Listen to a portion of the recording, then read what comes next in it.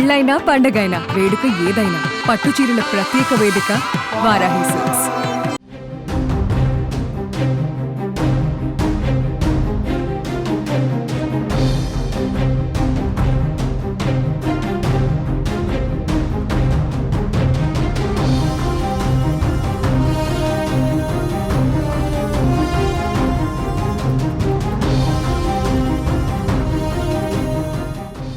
భద్రాచలం వద్ద గోదావరిలో వరద ఉధృతి మరింత పెరిగింది. బుధవారం రాత్రి 48 అడుగులుగా ఉన్నటువంటి గోదారమ్మ నీటి మట్టం గురువారం 51 అడుగులు దాటి ప్రవహిస్తోంది. దీంతో అధికారులు రెండవ ప్రమాద హెచ్చరికను కొనసాగిస్తున్నారు. ప్రధాన రహదారులపైకి వరద నీరు చేరి పలు మండలాలలోని గ్రామాలకు రాకపోకలు నిలిచిపోయాయి. గత వారం రోజులుగా కురిసిన భారీ వర్షాలతో ఉపనదులైన సింగూరు, పెన్గంగా, వార్ధ, ప్రాణహిత, ఇంద్రావతి, తాలిపేరు, కిన్నెరసాని పరవళ్లు తొక్కుతుండటంతో గోదావరి ఉగ్రరూపం దాల్చింది. భద్రాచలం వద్ద గోదావరిలో నీటి మట్టం ప్రమాదకర స్థాయికి చేరనుందని అంచనాలతో కేంద్ర జలసంఘం ఎల్లో హెచ్చరిక జారీ చేసింది. బుధవారం రాత్రి 10:05 భద్రాచలం వద్ద నీటి మట్టం 48 అడుగులకు చేరడంతో రెండో ప్రమాద హెచ్చరిక జారీ చేశారు అధికారులు. భద్రాచలం వద్ద కళ్యాణకట్ట ప్రాంతం వరకు వరద నీరు చేరింది. స్నానఘట్టాల ప్రాంతంలోని చాలా మెట్లు, విద్యుత్ స్తంభాలు నీటిలో మునిగిపోయాయి. గోదావరి నీరు పట్టణంలోకి రాకుండా అధికారులు గోదావరి కరకట్టకు ఉన్న స్లూయిజ్లను మూసివేశారు. దీంతో పట్టణం నుంచి మురుగునీరు బయటకు వెళ్ళకపోవడంతో అధికారులు మోటార్లు ఏర్పాటు చేసి నీటిని తోడివేస్తున్నారు. ఎగువ ప్రాంతాల నుంచి వస్తున్న వరద నీటి వల్ల ఇంకా నీటి మట్టం పెరిగే అవకాశం ఉందని అధికారులు చెబుతున్నారు.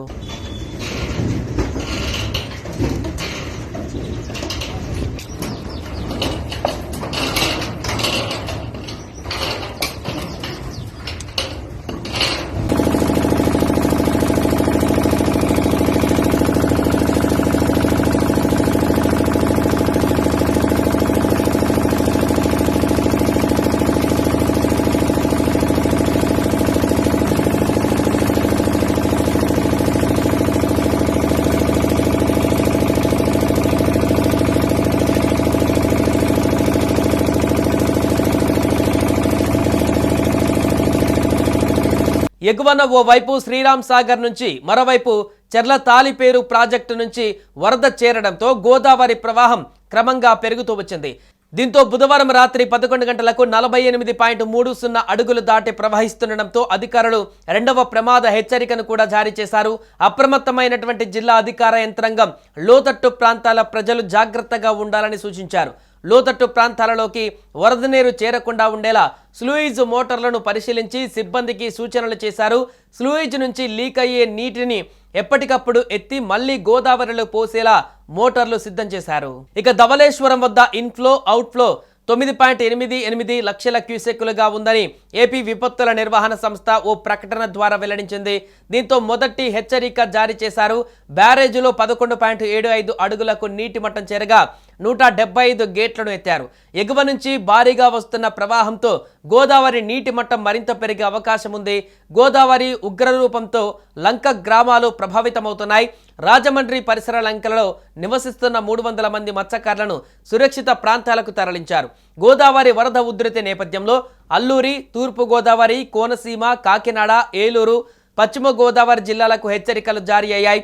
గోదావరి నది పరివాహక ప్రాంత ప్రజలు జాగ్రత్తలు తీసుకోవాలని అధికారులు సూచించారు.